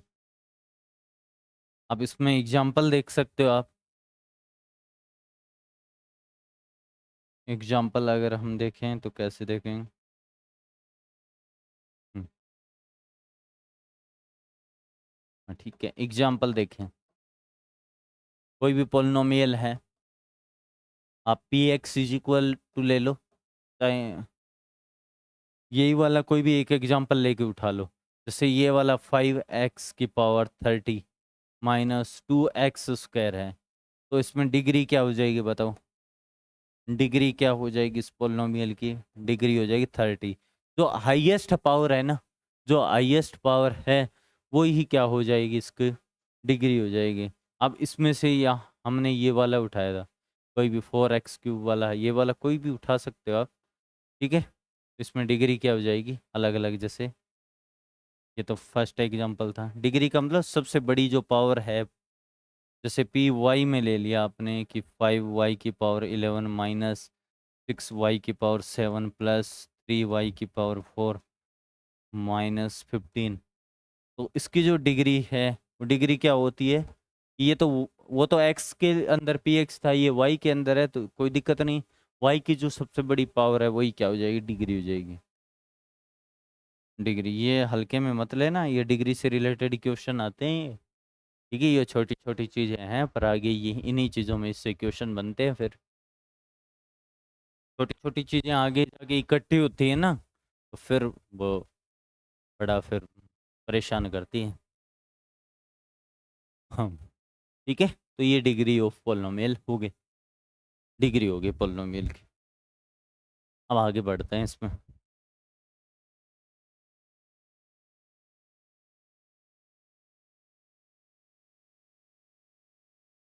अब जैसे हमने टर्म्स के बेसिस पे, जिस पोलिनोमियल में एक टर्म होती है उसे मोनोमियल कहते हैं, जिस पोलिनोमियल में दो टर्म होती है उसे बाइनोमियल कहते हैं, जिस पोलिनोमियल में तीन टर्म होती है उसे ट्राइनोमियल कहते हैं। अब डिग्री के बेसिस पे देखते हैं कि अगर किसी भी पोलिनोमियल की डिग्री 1 है तो उसे हम लीनियर पोलिनोमियल कहते हैं। जिस पोलिनोमियल की डिग्री 2 है, सबसे फेवरेट और मोस्ट वांटेड क्वाड्रेटिक पोलिनोमियल, ठीक है, फेवरेट होता है। और क्यूबिक पोलिनोमियल जिसकी डिग्री क्या है, 3 होती है। ऐसे ही जीरो पोलिनोमियल जिसकी डिग्री कितनी होती है, डिग्री डिफाइंड नहीं होती, जीरो पोलिनोमियल की जीरो नहीं होती।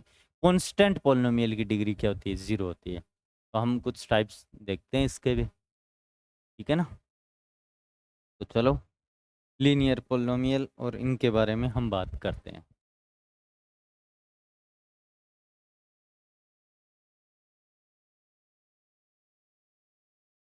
तो सबसे पहले हम बात करेंगे उसकी लीनियर पोलिनोमियल की। अब बात करेंगे हम लीनियर पोलिनोमियल की।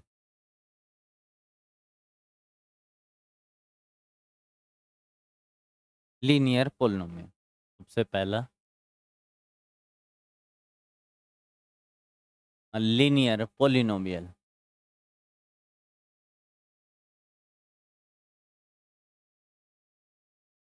लीनियर पोलिनोमियल की बात हम करेंगे यहाँ पे, ठीक है। तो लीनियर पोलिनोमियल क्या होगा? A polynomial of degree 1 is called a linear polynomial. A polynomial of degree 1, a a polynomial of a polynomial of degree 1, a polynomial of degree 1 is called a polynomial, अरे ये कैसे लिखा जा रहा है, इतना इतना नज़दीक क्यों लिख रहा हूँ मैं? थोड़ी सी तो लाइनिंग अच्छी होनी चाहिए। A polynomial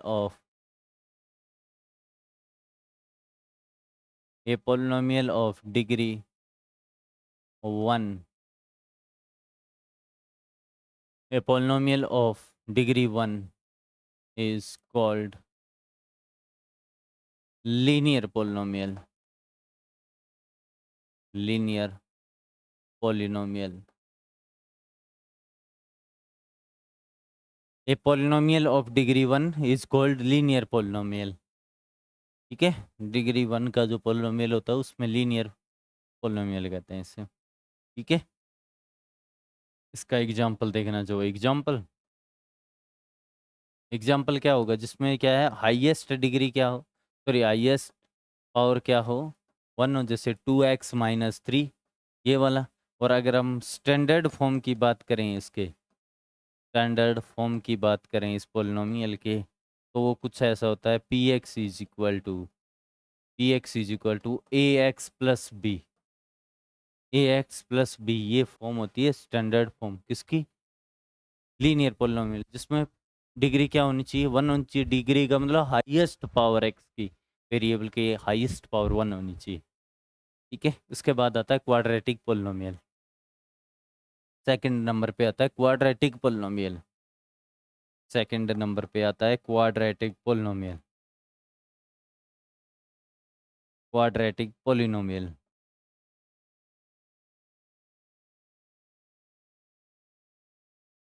quadratic polynomial.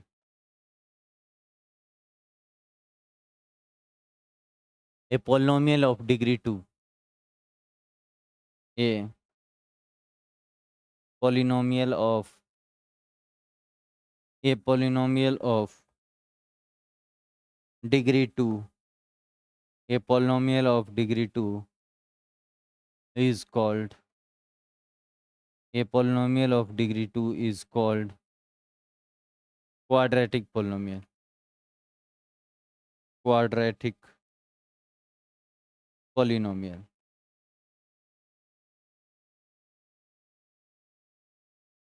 a polynomial of degree 2 is called quadratic polynomial। यानी जिस पोलिनोमियल की डिग्री क्या होती है, 2 होती है, उसे हम क्या कहते हैं। एक चीज़ और ध्यान रखना, जैसे लीनियर पोलिनोमियल है तो ज़्यादा से ज़्यादा उसमें 2 टर्म्स हो सकती है, 2 से ज़्यादा किसी हालत में नहीं होगी। ये- या तो 1 टर्म होगी या 2 टर्म होगी, ठीक है, 2 से ज़्यादा तो होगी नहीं। लीनियर में, क्वाड्रेटिक में 3 से ज़्यादा टर्म्स नहीं हो सकती, क्यूबिक में 4 से ज़्यादा टर्म नहीं हो सकती, एटमोस्ट 4 टर्म्स, क्योंकि इनकी स्टैंडर्ड फॉर्म में देखो ए एक्स प्लस बी, तो 2 ही टर्म्स हैं। ऐसे ही इसका एग्जाम्पल अगर आप देखो तो 3x² -5x+6, ये वाला क्या है, एक तरह से पी एक्स के इक्वल लिख देता हूँ। तो p x is equal to 3x² -5x+6, ये वाला। अगर इसके स्टैंडर्ड फॉर्म की बात करें तो कैसा होता है, स्टैंडर्ड फॉर्म कैसी होती है इसकी, स्टैंडर्ड फॉर्म, स्टैंडर्ड फॉर्म होती है p of x is equal to ax² + bx+c। ये फॉर्म होती है स्टैंडर्ड फॉर्म। ठीक है, ये होती है स्टैंडर्ड फॉर्म। इसके बाद हम बात करें क्वाड्रेटिक के बाद क्यूबिक पोलिनोमियल की। क्यूबिक पोलिनोमियल, क्यूबिक पोलिनोमियल की बात हम करते हैं।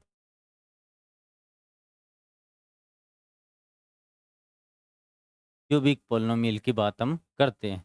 क्यूबिक पोलिनोमियल कैसा होता है, जिसकी डिग्री क्या हो, ए पोलिनोमियल ऑफ डिग्री 3। तो a polynomial of degree 3, a polynomial of a polynomial of degree 3, a polynomial of degree 3 is called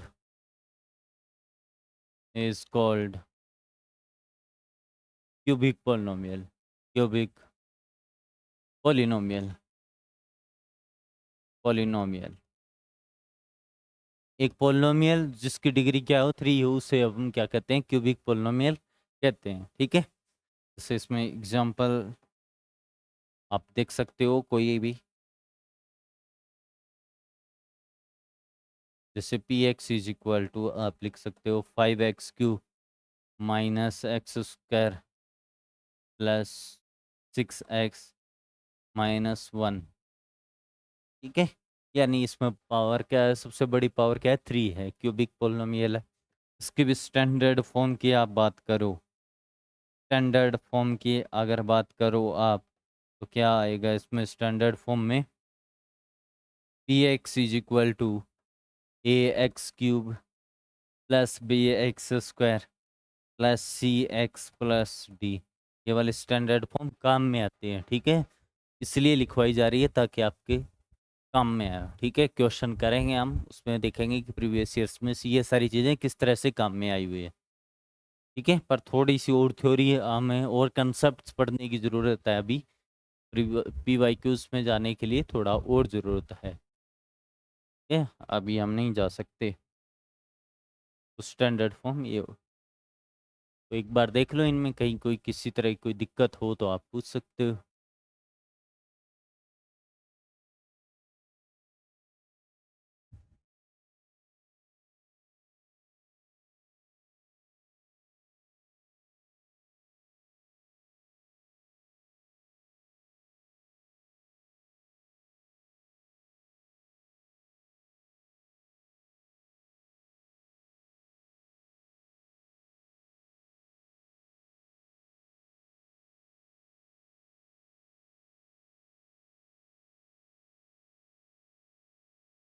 अब इसमें देखो,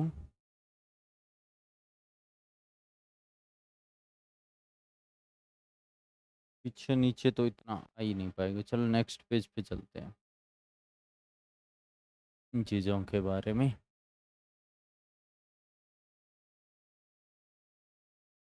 अब इसके बाद हम बात करते हैं कांस्टेंट पोलिनोमियल की। कांस्टेंट, फोर्थ नंबर कांस्टेंट, और उसके बाद zero polynomial. Constant polynomial,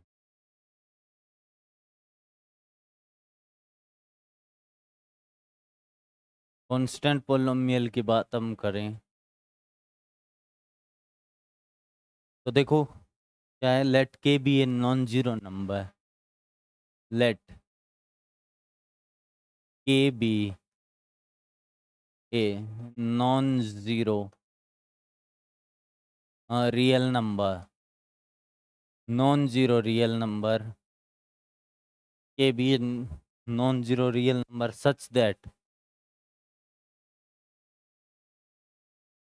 such that px is equal to k,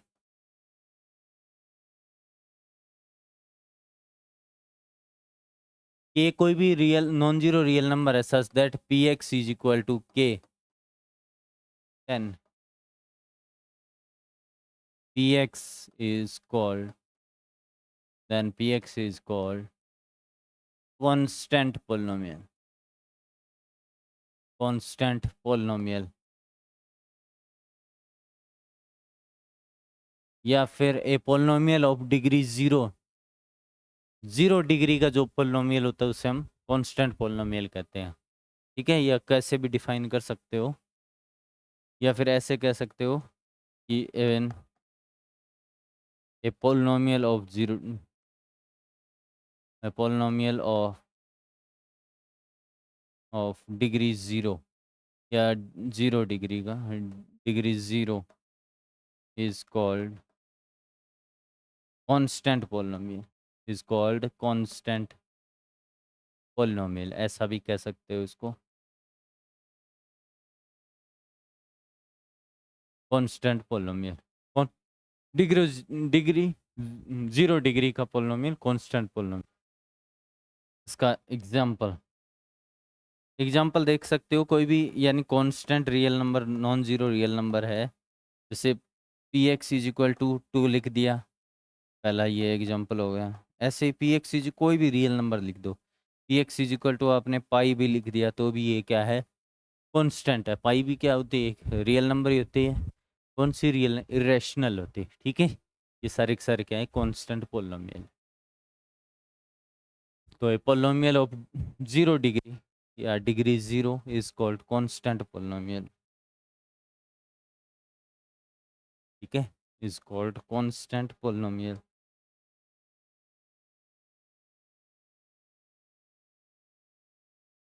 is called is called constant polynomial, is called constant polynomial।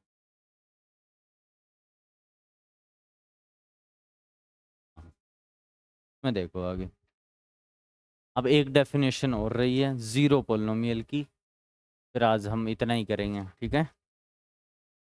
Zero polynomial, fifth, zero polynomial,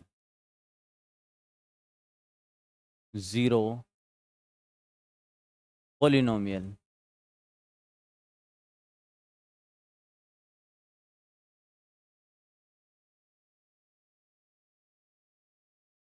zero polynomial कौन सा होता है वो चीज़ यहाँ से देखेंगे।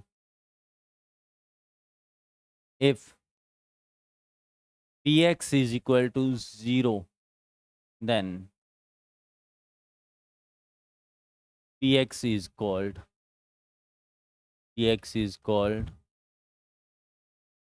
zero polynomial, is called zero polynomial, यानी कुछ नहीं मतलब जीरो। और डिग्री कैसी होती है, डिग्री नॉट डिफाइंड। ऐसे लिखो, degree of zero polynomial, degree of zero polynomial, zero polynomial is not defined, is not defined। Zero polynomial की डिग्री क्या नहीं होती, डिफाइंड नहीं होती, ठीक है। जीरो पोलिनोमियल की डिग्री डिफाइन नहीं होती, ये सारी चीज़ें। तो आज के लिए हम इतना ही रखेंगे, ठीक है। किसी तरह कोई प्रॉब्लम, बस बेसिक सी बातें हैं सारी की सारी, कि पोलिनोमियल्स के टाइप्स कितने हैं वगैरह, सारी की सारी। अब देखो, सबसे पहले अपन ने यूक्लिड डिवीजन लेमा पढ़ा, ठीक है, ये किस तरह से होता है ये। उसके बाद हमने, मैं इधर उधर, डिविजिबिलिटी ऑफ नंबर्स देख ली, ठीक है। उसके बाद हमने देखा वही चीज़ है। उसके बाद हमने एक क्वेश्चन देखा 2024 का किस तरह से आया हुआ है। उसके बाद फंडामेंटल थ्योरम ऑफ अरिथमेटिक देखी। उसके बाद HCF कैसे फाइंड आउट करते हैं वो चीज़ देखी। LCM कैसे फाइंड आउट करते हैं वो चीज़ देखी।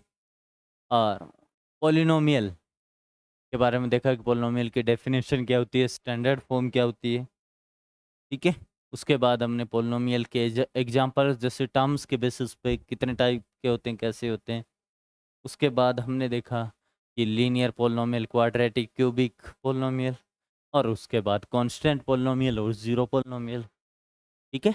ये सारी चीज़ें हमने देखी है। तो आज के लिए इतना ही। किसी तरह कोई डाउट हो तो आप पूछ सकते हो, ठीक है। आपके लिए ग्रुप भी बना हुआ था, वहाँ पे भी आप चीज़ें पूछ सकते हो, ठीक है। ऐप के अंदर ही निमसर 2027 के नाम से। तो या फिर आप जब भी ये रिकॉर्डेड क्लास मिले तब भी आप कोई चीज़ ऐसी डाउट हो तो पूछ सकते हो सेंड करके कि ये चीज़ समझ में नहीं आई, तो फिर चीज़ें आपको समझा दी जाती है, ठीक है। तो आज के लिए इतना ही, मिलते हैं फिर नेक्स्ट क्लास में, ठीक है। आगे बढ़ाते हैं इसको, पॉलिनोमियल को, और पॉलिनोमियल को फिर कंप्लीट करते हैं हम, ठीक है। अब आगे जो होंगे उसमें प्रीवियस ईयर्स के क्वेश्चंस देखने को मिलेंगे आगे वाले नेक्स्ट वाले में, ठीक है। तो तब तक के लिए पढ़ते रहिए, रिवीजन करते रहिए आगे।